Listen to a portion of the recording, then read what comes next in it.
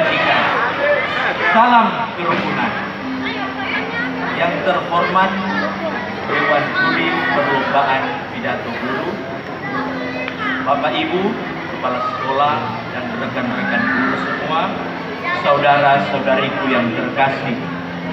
Saya Alessandro Andriano Egbertus Pinangkaan, wakil dari SD Katolik 10 Santa Teresia, Manado. Saya berdiri di sini sambil mengajak kita sekalian untuk merefleksikan keadaan guru di masa kini yang menghadapi era revolusi industri 4.0 dan sumber daya manusia di dalamnya. Sekarang ini teknologi semakin mendapat peranan penting di segala bidang, tak ketinggalan juga di dunia pendidikan. Memang mesti diakui bahwa semua itu membawa dampak yang berarti bagi dunia pendidikan. Pertanyaan yang perlu kita jawab, apa langkah aktif yang mesti diambil oleh kita, para pendidik, dalam menghadapi kemajuan teknologi di era revolusi industri 4.0 ini? Bapak Ibu, saudara-saudari yang terkasih, memasuki abad yang ke-21, dunia sudah berada pada tahap industri yang ditandai dengan kecepatan akses internet dan kemudahan akses komputerisasi dalam bentuk digital. Hal yang paling kuat dalam era ini adalah segala sesuatu ditandai dengan unpredicted things. Banyak hal yang terjadi dan tidak dapat diprediksi dengan gamblang untuk kurun waktu yang sangat terbatas. Ciri khas era revolusi industri tahap keempat ini adalah disrupsi. Apa itu disrupsi? Secara leksikal, disrupsi berarti tercabut dari akarnya. Hal ini mesti dimengerti dari konteks paham disrupsi dewasa ini yang dipopulerkan oleh Clayton Christensen dalam The Innovator's Dilemma dan oleh Francis Fukuyama dalam The Great Disruption.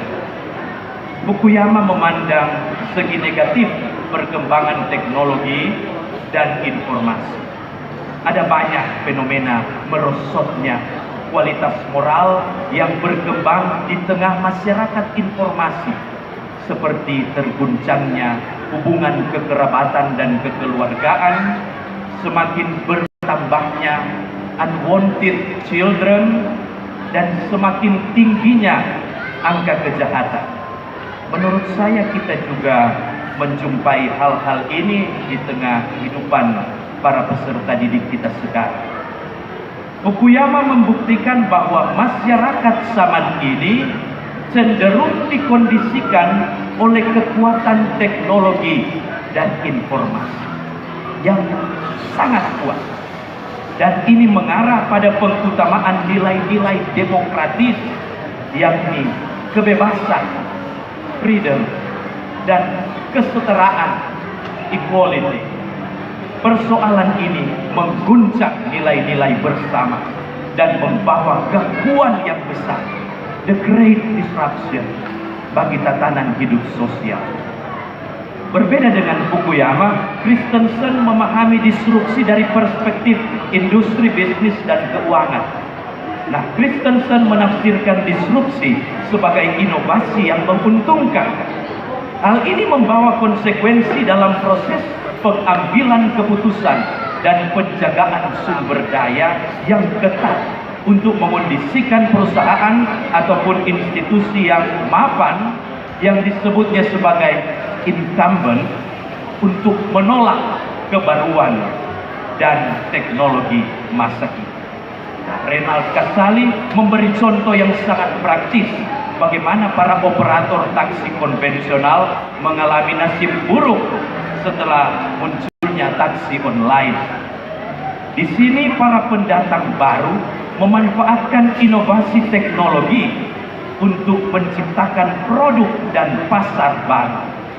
pendatang baru menjadi gangguan bagi incumbent. Inilah yang disebut dengan inovasi disruptif, disruptive innovation, yang memanfaatkan apa yang dianggap remeh sebagai peluang untuk menciptakan sesuatu yang bernilai dan bermutu dengan harga yang terjangkau dan layanan yang efisien. Dari perspektif baru, mereka melakukan apa yang disebut oleh Christensen sebagai sustaining innovation, inovasi berkelanjutan, bukan disruptive innovation. Maka yang perlu bagi incumbent ialah membuka diri dan membangun kerjasama serta koneksi yang baik dengan para pendatang baru. Jika tidak, incumbent akan kehilangan kesempatan untuk bertahan di tengah bisnis masa kini. Contoh nyata ialah kerjasama antara Bluebird sebagai perusahaan taksi konvensional dan Gojek sebagai perusahaan taksi online dalam satu bentuk baru, Go Bluebird. Nah, kerjasama semacam ini memberi inspirasi yang sangat berarti untuk menyikapi tantangan yang dihadapi para incumbent di semua sektor, juga di lingkungan pendidikan.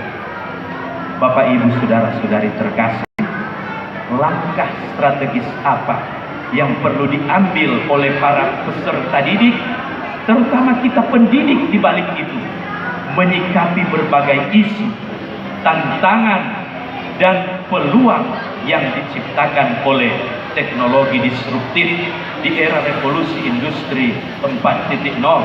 Mari kita refleksikan bersama. Pertama-tama, guru pendidik harus menginovasi diri. Inovasi menuntut pembaruan dan ketanggapan terhadap kebaruan itu. Atas cara ini, pendidik perlu melengkapi diri dengan kemampuan yang terstandarisasi. Kita mengenal 4 kemampuan dasar seorang guru, yakni kemampuan profesional, pedagogik, sosial, dan kepribadian. Nah, 4 kemampuan ini menjadi standar bagi kita. Kita tidak boleh tenggelam sebagai incumbent yang dalam tanda kutip tidak laku, tetapi sebagai pembaru. Model lama dari gaya pendidikan kita, kemampuan kita, dan kinerja kita mesti diperbarui dan ditingkatkan. Tak hanya itu, kita sebagai pendidik di era revolusi industri 4.0 mempunyai peran yang sangat besar untuk mengemudikan haluan pendidikan. Kita mesti berani mengambil inisiatif dan keputusan secara benar, tepat, dan akurat. Jika terlambat, kita ketinggalan. Jika salah bertindak, kita hancur. Inilah risiko disrupsi yang juga memengaruhi sektor pendidikan. Untuk itu, hendaklah kita mempunyai kemampuan memilah-milah, kemampuan diskresi yang baik tentu. Mana konten-konten teknologi informasi yang menunjang dan mana yang membawa ekses bagi peserta didik. Mana peluang yang bermanfaat dan mana jebakan yang merugikan. Selanjutnya, kita para pendidik diharapkan menjadi fasilitator yang mempunyai pengetahuan minimal terhadap alat-alat teknologi standar yang digunakan oleh masyarakat umum. Jangan biarkan kita diperbudak oleh teknologi. Untuk itu, pepatah asing ini amat relevan. Man behind the gun. Maksudnya, seorang pendidik haruslah subjek yang berperan penting untuk mengendalikan teknologi demi tercapainya tujuan pendidikan. Bersama peserta didik, pendidik menjadi subjek sadar yang berperan penting dalam aktivitas pendidikan.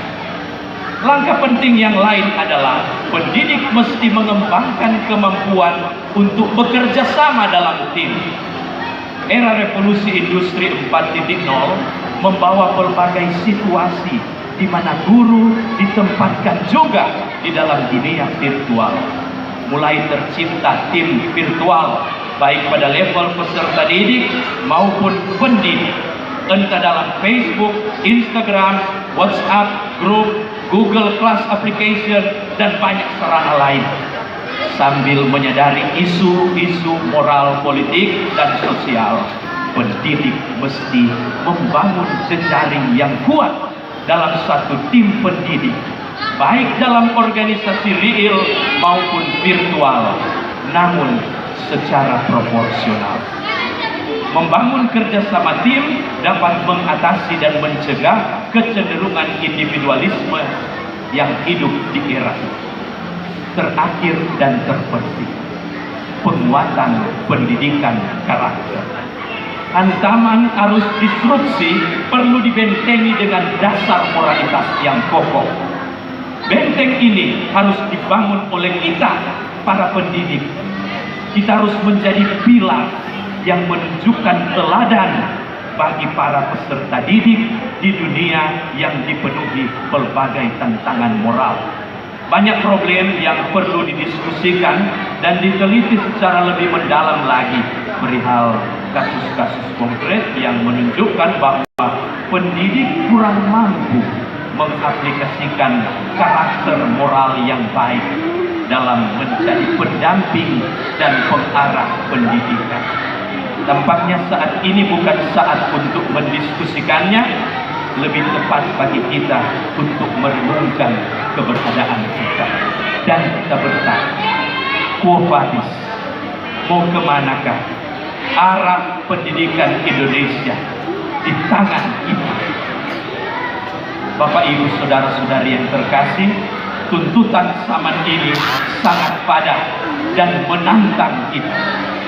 Jangan takut, tetapi semangatlah kita.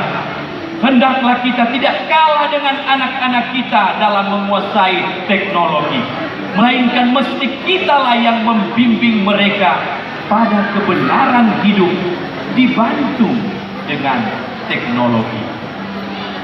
Kiranya seruan dan dukungan Bapak Menteri Pendidikan dan Kebudayaan, Bapak Nadiem Makarim, menguatkan kita.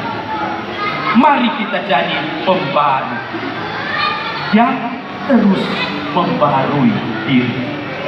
Mari kita jadi penggerak yang juga bergerak maju. Semoga pada peringatan Hari Guru kita semakin mencintai panggilan kita sebagai seorang guru, sambil memohon rahmat dan kekuatan dari Tuhan. Sebab kita menjadi guru bukan sebatas pekerjaan, Bapak Ibu, melainkan panggilan Tuhan. Sambil membarui diri dan meningkatkan kinerja kita, kiranya Tuhan membantu kita dalam mempersiapkan sumber daya manusia yang unggul demi masa depan Indonesia yang maju. Wabillahi taufiq wal hidayah. Wassalamualaikum warahmatullahi wabarakatuh. Om Santi Santi Santi Om. Sadu Sadu Sadu. Salam kerukunan. Terima kasih. Terima kasih. Selanjutnya